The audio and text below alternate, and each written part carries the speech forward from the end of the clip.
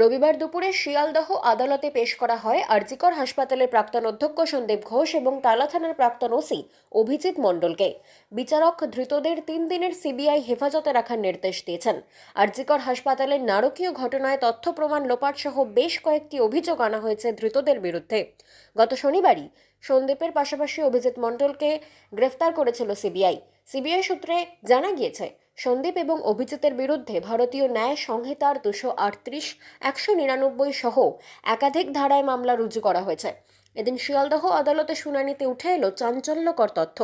ঘটনার দিন অর্থাৎ গত 9 আগস্ট সন্দীপ ঘোষের সঙ্গে কথা হয়েছিল টালা থানার প্রাক্তন ওসি।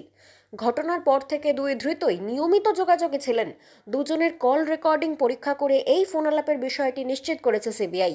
গোটা বিষয়টিতে বৃহৎ ষড়যন্ত্রের ছক রয়েছে, আদালতে সওয়াল করেছে সিবিআই। বাংলা খবর, আপনার রাজনীতি, আপনার আওয়াজ।